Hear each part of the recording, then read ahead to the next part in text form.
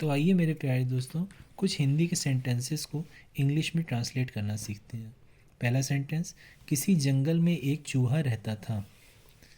किसी के लिए क्या होगा? देयर।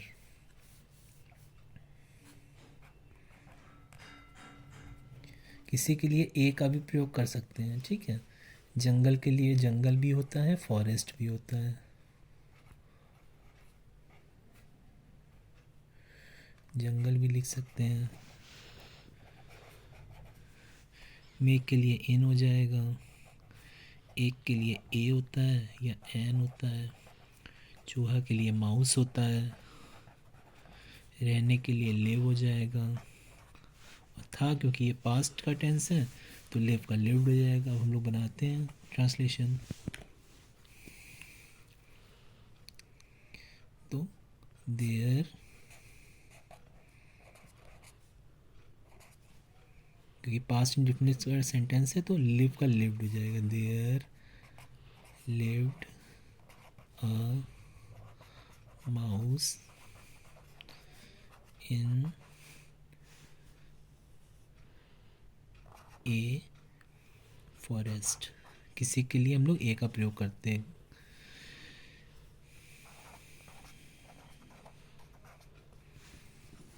अगला देखते हैं, वह अकेला था।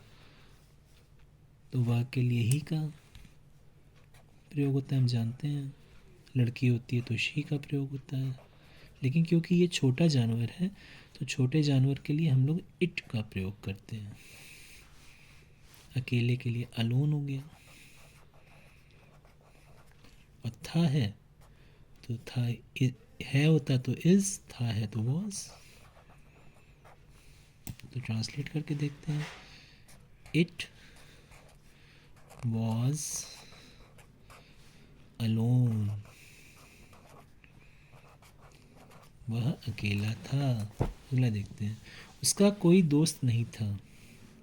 तो क्योंकि मैंने बताया ऊपर कि छोटा जानवर है तो इट का प्रयोग करेंगे उसके लिए। उसका लिए इट का हो गया। कोई के लिए एनी का प्रयोग कर सकते हैं। दोस्त के लिए फ्रेंड का प्रयोग होगा। नहीं के लिए नो या नॉट। अब क्योंकि था तो उसके लिए पास्ट टेंस के हिसाब से हम लोग वर्ब लगाएंगे। देखते हैं क्या इसका ट्रांसलेशन होगा। उसका इट पास्ट का है तो had. It had no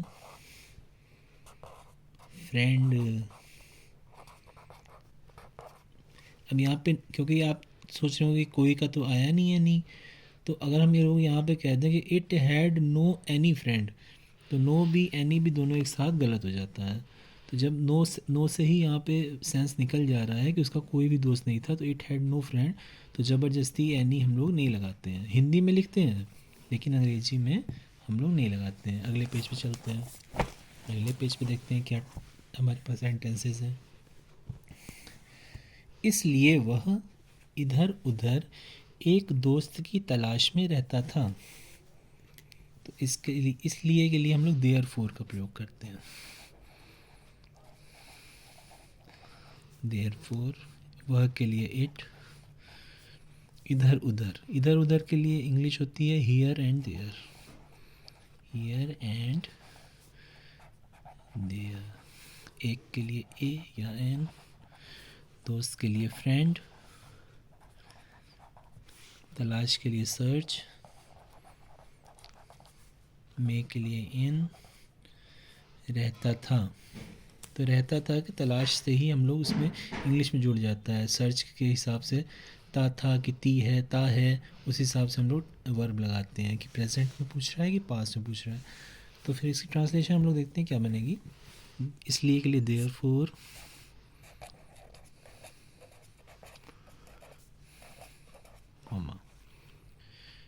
it was. रहता था, रहता था, ये प्रेजेंट कॉन्टिन्यूस का तो टेंस है नहीं, तो वॉज का प्रयोग ही। It was searching for a friend here and there, कि इट सर्ज्ड तो रहता था, तो सर्ज्ड का प्रयोग ज़्यादा उचित रहेगा। इट,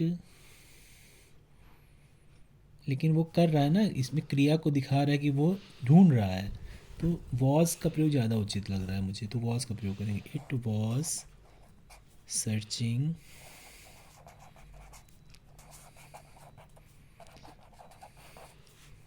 फॉर, सर्च के साथ प्रपोजिशन फॉर आती है। किस चीज़ के लिए ढूंढ रहा था? तो फ्रेंड के लिए। Therefore it was searching for a friend. कहाँ ढूंढ रहा था? इधर उधर ढूंढ रहा था। हियर एंड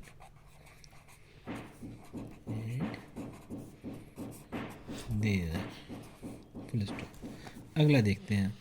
नज़दीक में एक तालाब था, तो नज़दीक की क्या होती है? नज़दीक की अंग्रेजी होती है नियर बाई। नियर बाई में के लिए इन, एक के लिए ए, तालाब के लिए पॉन्ड, और था के लिए हम लोग उस हिसाब से वर्ब लगाएंगे। तो अब क्योंकि इसमें कोई सब्जेक्ट मुझे दिख नहीं रहा है, तो इंडिपेंडेंट सब्जेक्ट हमें यूज़ करना पड़ेगा। इंडिपेंडेंट सब्जेक्ट क्या होते हैं? देयर होता है और इट होता है, तो यहाँ पे देयर का प्रयोग होगा। तो नियर बाई लगेंगे पहले, नियर बाई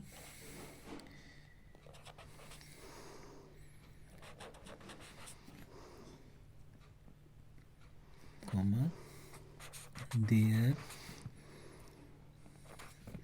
इज, देखिए इस गलत हो गया क्योंकि था का सेंटेंस है ना, तो was, there was a pond, इसको इस तरह से भी लिख सकते हैं, देयर वॉज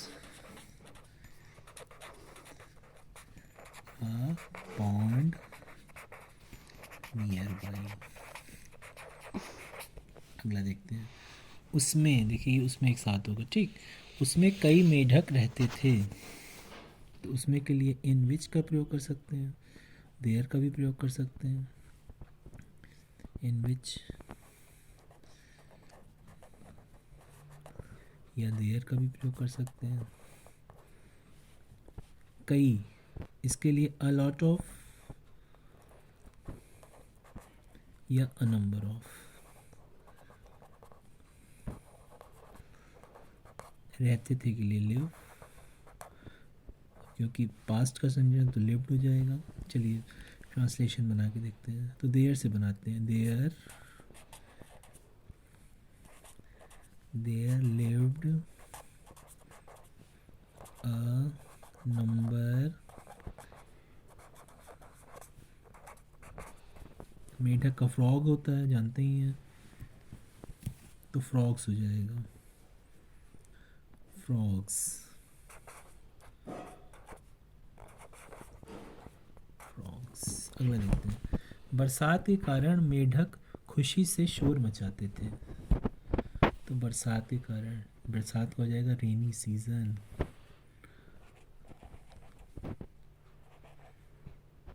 रेनी सीजन। कारण के लिए ड्यू टू का प्रयोग कर सकते हैं, मेढक का फ्रॉग, खुशी मतलब इंजॉय, इन अलग जॉय अलग, इंजॉय और प्लीजर।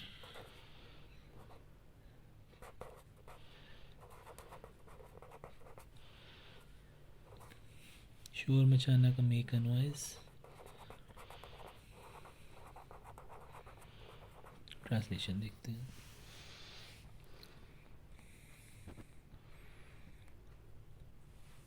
देखिए कारण के लिए ड्यू टू या बिकॉज ऑफ का भी प्रयोग कर सकते हैं।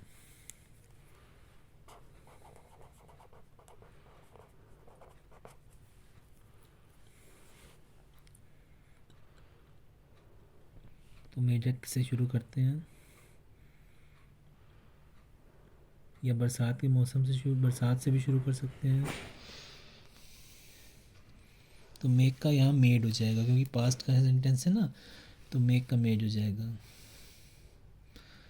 तो मेढक के लिए होगा फ्रॉक्स,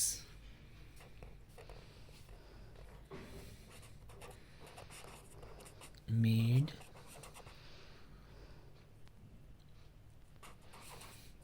अ नॉइस खुशी से,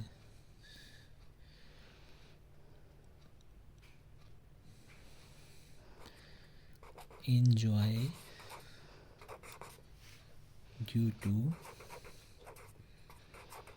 rainy season, या इसको रेनी सीजन से भी शुरू कर सकते हैं। Due to rainy season frogs made a noise in joy, ऐसे भी लिख सकते हैं। ठीक है, तो ये कुछ सेंटेंसेस थे। आगे और ऐसे सेंटेंसेस के लिए वीडियो को लाइक शेयर और सब्सक्राइब करें। Thank you.